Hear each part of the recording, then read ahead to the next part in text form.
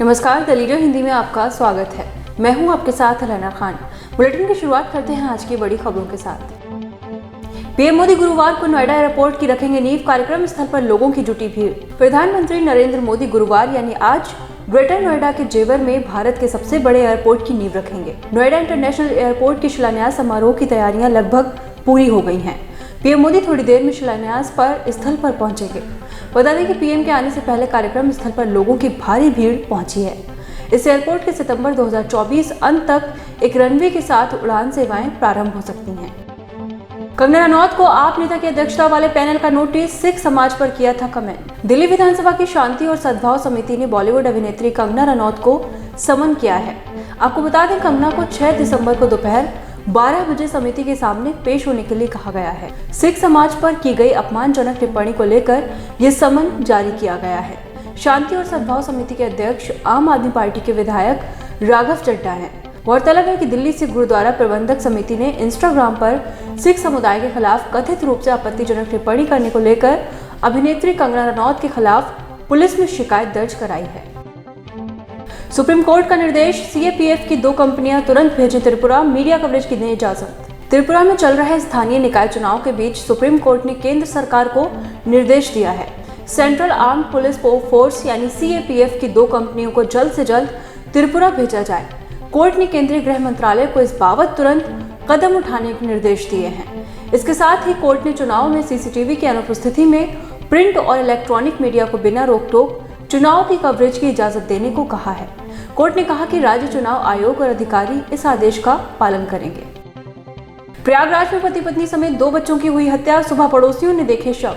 प्रयागराज में बुधवार की देर रात एक ही परिवार के 4 लोगों की धारदार हथियार से हत्या कर दी गई। मृतकों में पति पत्नी और 2 बच्चे शामिल हैं।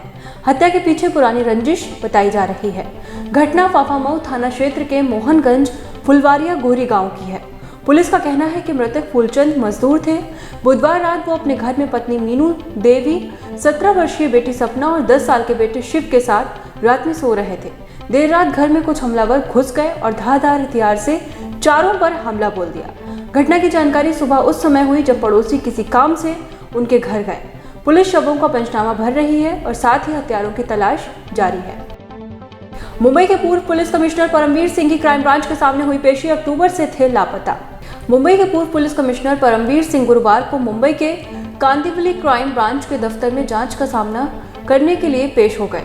सिंह अक्टूबर से ही फरार थे। कोर्ट द्वारा संपत्ति की जब्ती का आदेश दिए जाने के बाद परमवीर सिंह हाजिर हुए हैं।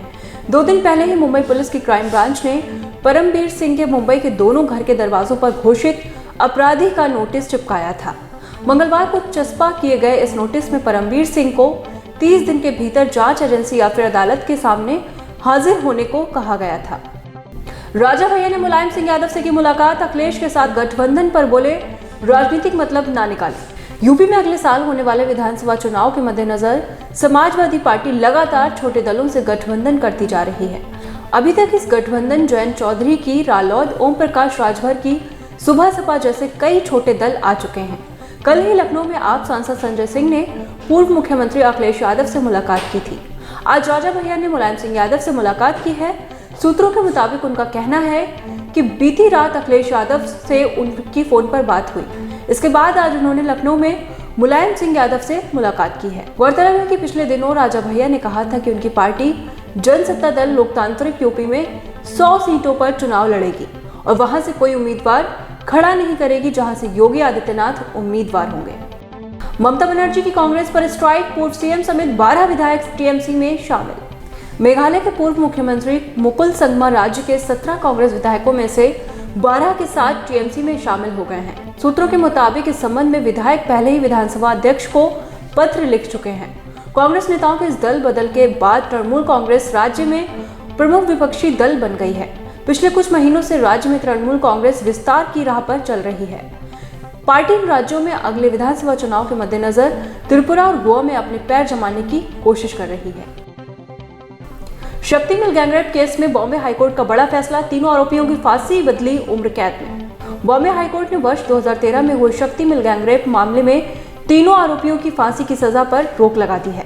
बताते चलें कि हाईकोर्ट ने गुरुवार को फांसी की सजा को उम्र कैद में तब्दील कर दिया है।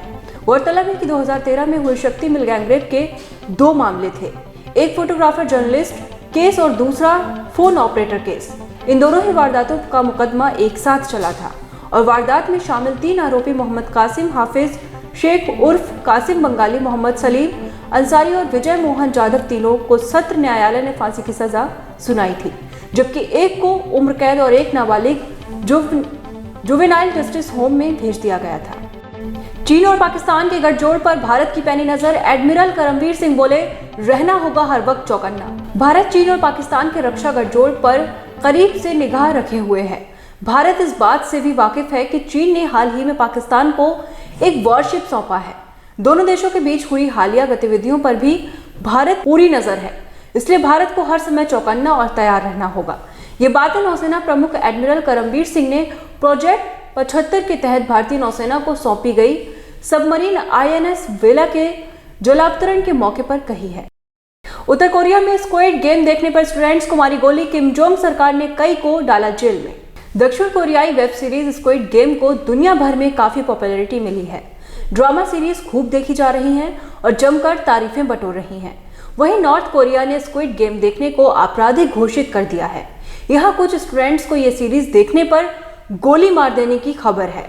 अमेरिकी आउटलेट रेडियो फ्री एशिया यानी RFA की रिपोर्ट के मुताबिक उत्तर कोरिया में हाई स्कूल के कई छात्रों को चोरी से स्क्विड गेम देखते हुए पकड़े जाने पर कड़ी सजा दी गई है। सीमा पार से USB ड्राइव में ये शो लाने वाले कुछ लोगों को गोली मार दी गई और USB खरीदने वाले स्टूडेंट्स को आजीवन कारावास की सजा सुनाई गई है।